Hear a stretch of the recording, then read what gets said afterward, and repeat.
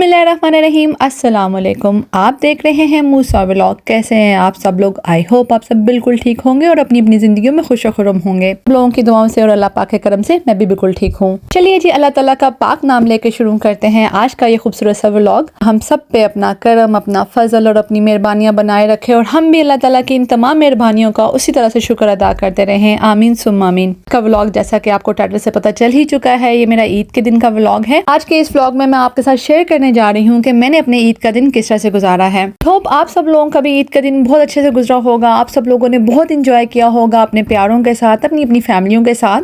कि यहाँ पे तो ईद का उस तरह से मज़ा नहीं होता जिस तरह से पाकिस्तान में ईद के मज़े होते थे। मुझे बहुत अच्छे से याद है कि पाकिस्तान में ईद बहुत डिफरेंट तरीके से है और हम लोगों की ईद बहुत ही मुख्तलिफ तरीके से होती है। उनमें आप ईद की पूरी तरह से तैयारी करते हो, इवन चांद रात भी आप बहुत अच्छे से सेलिब्रेट करते हो। यहाँ पे उस तरह से इतना अच्छा नहीं सिस्टम बनता। यहाँ की लाइफ बहुत ज़्यादा बिजी है और हर बंदा अपनी अपनी लाइफ में इतना बिजी है कि किसी के पास इतना टाइम नहीं होता। बस ईद आई और बस जो जो जल्दी जल्दी शॉपिंग करनी होती है, सब कुछ वैसे होता है।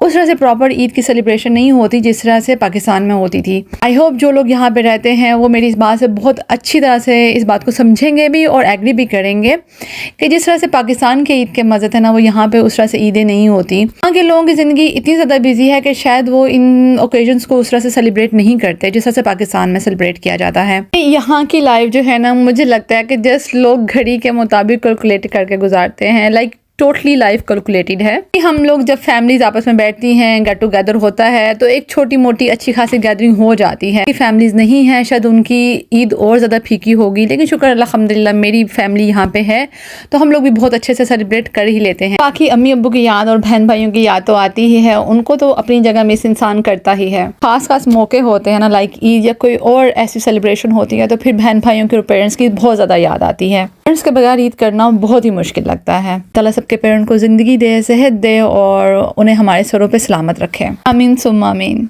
मैं आपके साथ शेयर करती चलूँ जी मेरी ईद किस तरह से गुजरी है जी। तो मैंने स्टार्ट लिया था सबसे पहले सुबह जाग के नाश्ता किया घर में। इसके अलावा मैंने घर पे कोई कुकिंग नहीं की थी क्योंकि ईद वाला मेरा पूरा दिन ट्रैवलिंग में गुजरा है। सबसे पहले हम लोग जागे, फिर घर में नाश्ता वगैरह किया, उसके बाद हम लोग चले गए हस्बैंड की फैमिली को मिलने के लिए। उसके बाद मुझे जाना था अपनी बहन की तरफ। और जी मेरी सिस्टर का घर मेरे से अबाउट 3 आवर्स की ड्राइव पे था, तो ऑफ कोर्स काफ़ी लंबा सफ़र था। वो भी कोई नहीं, बहन से मिलने की खुशी होती है तो फिर मुझे वो सफ़र भी इतना ज़्यादा नहीं लगता। माशाल्लाह से मैं अपने आप को इस बात में बहुत लकी समझूंगी कि कम से कम मेरी बहन यहाँ पे है जिसके साथ जाके मैं अपनी ईद सेलिब्रेट कर सकती हूँ, वरना बहुत सारे लोगों का तो कोई भी नहीं होता। उनकी तरफ हम लोग पहुँचे तो खाना आगे रेडी था, तो हम लोगों ने खाना खाया। खाना बहुत ही मज़े का बना हुआ था, बिरयानी बनी हुई थी। तो यहाँ पे मैं एक बात और शेयर करती चलूँ कि बिरयानी खाने में मेरी सबसे मोस्ट फेवरेट डिश है। यानी मुझे हर एक के हाथ की नहीं अच्छी लगती। बहुत कम लोग हैं जिनके हाथ का खाना, या आप कह सकते हैं कि खाने में मैं बहुत चूज़ी हूँ। हर एक के हाथ का खाना नहीं पसंद आता मुझे। अपनी दोनों बहनों के हाथों की बिरयानी बहुत ही ज़्यादा अच्छी लगती है। दोनों माशाल्लाह से बहुत अच्छा बनाती हैं। मैंने खुद भी जो बिरयानी सीखी वो मैंने अपनी सबसे बड़ी बहन से बिरयानी सीखी थी। माशाल्लाह बहुत ही अच्छी बिरयानी बनाती हैं वो भी।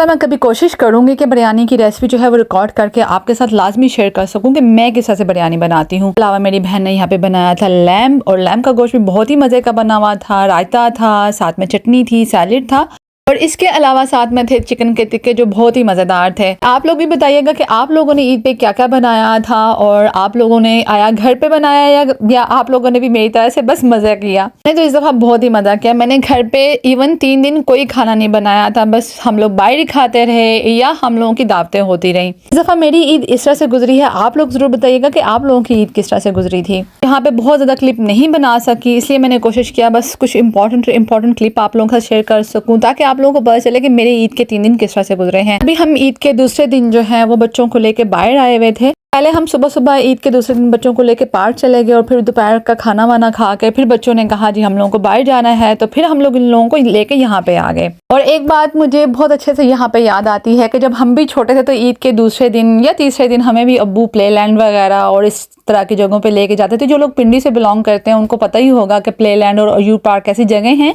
और हम लोग भी अपने बचपन में ईद के 2nd और 3rd डे लाजमी जाया करते थे। प्ले लैंड, अयूब पार्क, चिड़ियाघर चले जाते थे, फैसल मस्जिद चले जाते थे। यानी डिफरेंट जगहों पे हमें अब्बू लाजमी लेके जाया करते थे। टायर्ड हो चुके थे बच्चों के साथ सारा दिन, और अभी हम लोगों ने डिसाइड किया कि खाना बाहर से खाएंगे, तो अभी हम यहाँ पे खाना खाने आए हैं।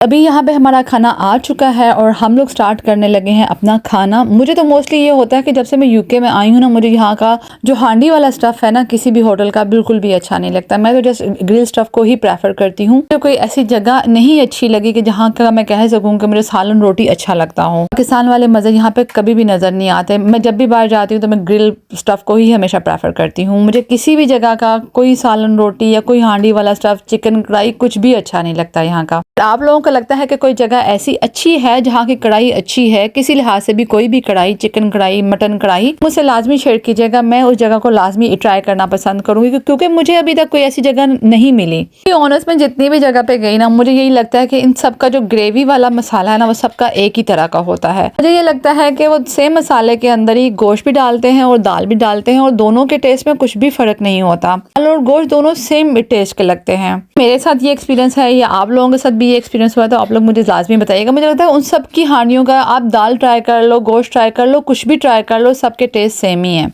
यहाँ पे अभी लैम्प कढ़ाई भी आ चुकी है क्योंकि मेरे बहनोई को ग्रिल स्टफ से उनका कुछ भी नहीं बनता, उनको गोश्त और सालन और ये चीज़ें लाजमी खानी होती है। इसके लिए जो है वो कढ़ाई आ चुकी थी, अभी वो अपनी कढ़ाई इंजॉय करेंगे और मैंने बिल्कुल इसको चखा भी नहीं। तो कुछ लोग होते हैं जिनको रोटी सालन नहीं मिले ना तो उनका कुछ भी नहीं बनता, और मेरी एक दोस्त भी हुआ करती थी, उसको भी जब तक सब कुछ दे दो लेकिन अगर रोटी सालन नहीं दोगे ना तो उसको कुछ भी नहीं बनता था। और मैं इस टाइप की बंदी हूँ, अगर फ्रूट सैलेड खा लूंगी, कुछ भी खा लूंगी, थोड़ा सा सैलेड खा लूंगी तो मेरी जो रोटी वाली भूख है वो खत्म हो जाती थी। तो वो कुछ भी खा लेगी, फ्रूट खा लेगी, चाट खा लेगी, कुछ भी खा लेगी, उसको जब तक रोटी सालन नहीं अगर मिलेगा ना तो उसकी भूख रहती ही है। कुछ लोगों को कुछ भी खाने को मिल जाए लेकिन उनको रोटी सालन लाजमी चाहिए होता है। तो यहाँ पे मेरे भनोई भी कुछ इसी टाइप के हैं। यहाँ पे ये क्लिप जो है ये मेरे ईद के तीसरे दिन के हैं और यहाँ पे हम लोग जा रहे हैं अभी ब्लैक पूल, और हम लोगों ने ब्लैक पूल भी गए हैं बच्चों के साथ। बहुत ही ज़्यादा मज़ा किया, बहुत ही ज़्यादा फन किया। ब्लैक पूल में हमने बहुत ज़्यादा कैप्चरिंग कुछ भी नहीं की थी क्योंकि आप फैमिली के साथ होते हो तो बहुत ज़्यादा कैप्चरिंग नहीं हो सकती।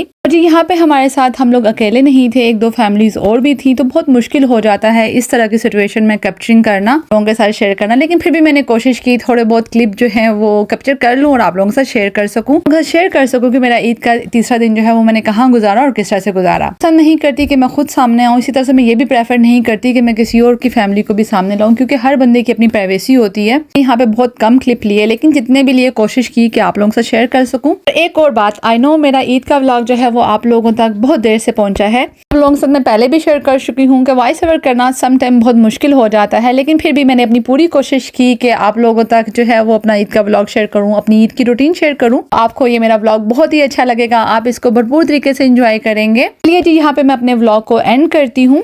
और प्लीज़ जो लोग मेरे चैनल पे न्यू हैं, आप लोगों से रिक्वेस्ट है कि मेरे चैनल को सब्सक्राइब कीजिएगा, लाइक कीजिएगा और बेल का बटन लाजमी प्रेस कीजिएगा। जो लोग मेरे चैनल पे ऑलरेडी ओल्ड हैं, आप लोग मेरे लिए बहुत ही ज़्यादा स्पेशल है। प्लीज़ आप लोग मुझे इसी तरह से सपोर्ट करते रहें। आप सब लोगों की सपोर्ट मेरे लिए बहुत ही इंपॉर्टेंट है क्योंकि आप लोगों की सपोर्ट से हम लोग आगे बढ़ते हैं। अल्लाह हम सब के लिए ज़िंदगी में बहुत सारी आसानियाँ करें, ये दुआ आप लोगों के लिए भी और मेरे खुद के लिए भी है। आप सब लोगों की ज़िंदगी की तमाम मुश्किलें आसान करे और मेरी भी। हम सबको ज़िंदगी में हदायत का रास्ता दे। अगर हम किसी जगह गलत हैं तो अल्लाह ताला हमारी इस्लाह करें। के अलावा दुनिया में जितने भी बीमार लोग हैं, अल्लाह ताला उनको सेहत वाली, ईमान वाली और शिफा वाली ज़िंदगी अता फरमाए। आमीन सुम्मा आमीन। चलिए जी मुझे यहाँ पे दें इजाज़त। अपना बहुत सारा ख्याल रखिएगा और मुझे अपनी दुआओं में याद रखिएगा। खुश रहें, आबाद रहें, जहाँ भी रहें। इस खूबसूरत सी दुआ के साथ मुझे दें इजाज़त। अल्लाह हाफिज़।